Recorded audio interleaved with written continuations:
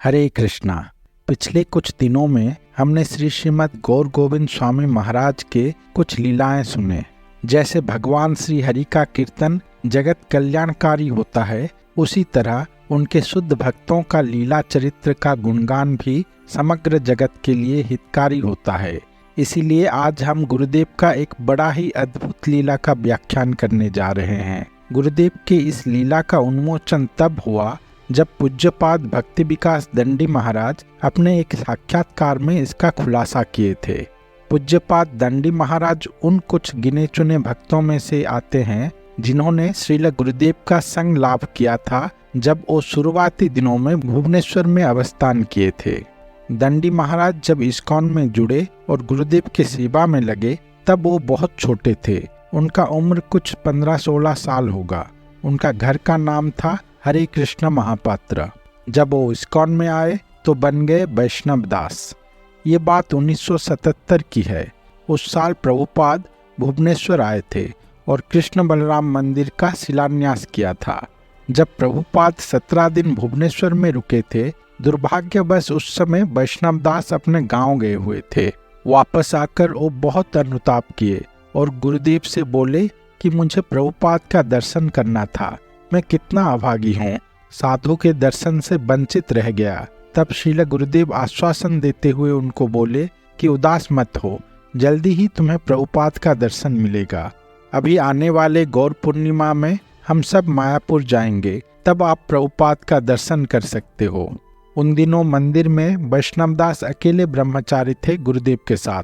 गुरुदेव खुद छोटे गौर निताई की सेवा करते थे। इसीलिए कुछ दिनों बाद जब मायापुर जाना हुआ तो गुरुदेव ने कहा, छोटे गौर निताई को भी लेकर चलते हैं मायापुर।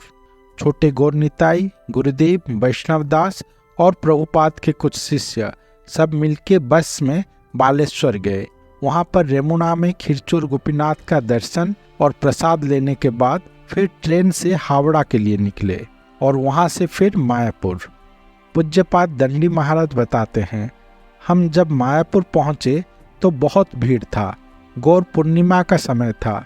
बहुत लोग बहुत जगह से आए हुए थे। 2 दिन बाद प्रभुपाद ने गुरुदेव को बुलाया मिलने के लिए। प्रभुपाद मुंबई से मायापुर पहुंचे थे। जब हम अंदर कमरे में गए तो प्रभुपाद अपने बहन और कुछ भक्तों के साथ बैठे हुए थे। मैंने पहली बार प्रभुपाद का दर्शन किया। उनके शरीर का प्रभाव देखकर मैं आश्चर्यचकित रह गया। उनके शरीर से मानो जैसे ज्योति निकल रहा हो।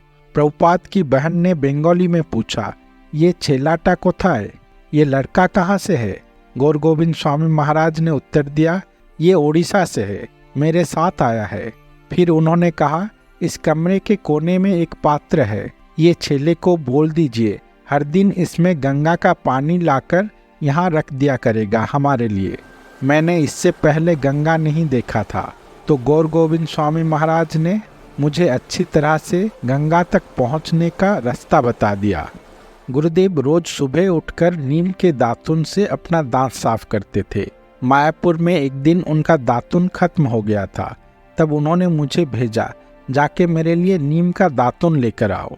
मैं बाहर गंगा किनारे गया नीम का दातुन लाने के लिए, लेकिन वहाँ पर मुझे नीम का कोई पेड़ नहीं दिखा। फिर नीम का पेड़ ढूंढते हुए मैं काफ़ी आगे चला गया। किसी कारणवश मुझे कोई भी नीम का पेड़ दिखा नहीं। करीब 3-4 किलोमीटर चलने के बाद मुझे आखिर में एक नीम का पेड़ दिखाई दिया।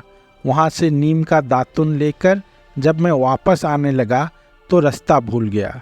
काफ़ी परेशानी के बाद आखिर में इस्कॉन के पास पहुँचा, लेकिन उस समय शाम हो चुका था। संध्या आरती भी खत्म हो गई थी। उधर इस्कॉन में गौर गोविंद स्वामी महाराज परेशान थे कि वैष्णव दास अभी तक वापस नहीं आया। वो एक छोटा लड़का है और नया है इस जगह पर। मंदिर में घोषणा किया गया था कि एक ओड़िया भक्त निखोज है, सभी भक्त अपने आसपास नज़र रखने के लिए। इन सब से अनजान जब वैष्णव दास मंदिर में पहुँचे तो दरबार ने उनको बताया, आपको सभी ढूंढ रहे हैं, कहाँ गए थे, जल्दी जाइए। तब वो दौड़ते हुए गुरुदेव के पास पहुँचे। जब गुरुदेव ने उनको देखा तो जोर से एक थप्पड़ लगाया और पूछे, कहाँ गए थे इतनी देर? तुम्हारे लिए सब परेशान हैं। मैं क्या करता बाबा, मुझे कहीं नीम का पेड़ ही नहीं मिल रहा था। काफी दूर गया, तब जाकर आखिर में एक पेड़ दिखा, तो मैं वहां से तोड़कर आपके लिए दातुन लेकर आया। गुरुदेव बोले, क्या मतलब नीम का पेड़ नहीं मिल रहा था? दातुन तो तुमने सुबह ही भेज दिया था किसी लड़के के हाथों। मैंने आश्चर्य होकर पूछा, मैं भला किसके हाथों दातुन भेजूंगा?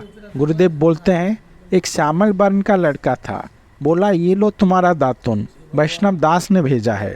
मैंने जब उससे पूछा वो कहाँ पर है, वो बोला वो बाद में आएगा। ये कहकर मुझे ये दातुन देकर चला गया।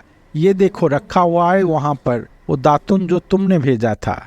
मैंने देखा 3-4 बंडल बड़े सुंदर लंबे लंबे नीम के दातुन रखे हुए हैं वहाँ पर। मैंने बोला, नहीं नहीं, ये दातुन मैंने नहीं भेजा, मैं तो यहाँ पर किसी को जानता भी नहीं, फिर मैं कैसे किसी के हाथों दातुन भेज सकता हूँ? मैं तो अभी लेकर आ रहा हूँ आपके लिए, ये देखिए। ये कहकर मैंने हाथ में पकड़ा हुआ दातुन का बीड़ा उनको दिखा दिया। तब गुरुदेव कुछ क्षण के लिए स्तब्ध हो गए और फिर बोले, तुमने प्रसाद पा लिया, अब और प्रसाद नहीं मिलेगा, जाओ जाकर देखो अगर कुछ मिल जाए तो। फिर मैं प्रसाद पाने के लिए चला गया।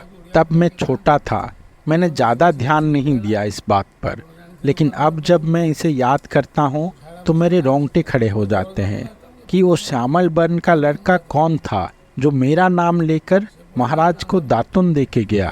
तब मुझे महाराज की नित्य सिद्ध स्थिति का अनुभूति नहीं था, लेकिन अब मुझे लगता है कि वो निश्चय ये महाप्रभु थे जो बाबा के लिए दातुन लेकर आए थे, क्योंकि भगवान तो अपने भक्त के साथ लीला करते ही रहते हैं। जब गौर गोविंद स्वामी महाराज छोटे थे उस समय भी गोपाल उनके साथ खेलते थे, तो फिर अब क्यों नहीं? पूज्यपाद भक्ति विकास दंडी महाराज आज भी जब ये लीला कहते हैं तो उनके आंखें भर आती हैं कि उन्होंने एक ऐसे साधु का संग किया है जिनके साथ स्वयं भगवान लीला करते थे। महाराज कहते हैं वो आज भी एक ऐसे साधु को ढूंढ रहे हैं। जो शुद्ध भक्त होता है वो भगवान को अपने प्रेम से बांध के रखता है अपने हृदय के अंदर। उसका एकमात्र प्रयास रहता है कैसे भगवान को आनंद प्रदान किया जाए, इसीलिए वो हर क्षण भगवान की प्रेममयी सेवा में व्यस्त रहता है। ये जो भगवान और भक्त के बीच में प्रेम है, भगवान भी हमेशा भक्त के बारे में ही सोचते रहते हैं और प्रयास करते रहते हैं कि कैसे अपने भक्त की वो सेवा करें। इसीलिए जब भगवान माधवेंद्र पुरी के लिए खीर लाते हैं या फिर गौर गोविंद स्वामी महाराज के लिए दातुन, उनको उससे बहुत आनंद मिलता है और भगवान के इस भाव विनिमय में भक्त दिव्य उन्माद में डूब जाता है। भक्त और भगवान में ये जो संबंध है इसे हर कोई अपने स्थिति के अनुसार समझ सकता है, लेकिन इतना तो तय है कि हर कोई जो इन लीलाओं को श्रवण करता है और अपने मन में भी उनका एक बार प्रशंसा करता है, वो भगवान की कृपा का पात्र बन जाता है।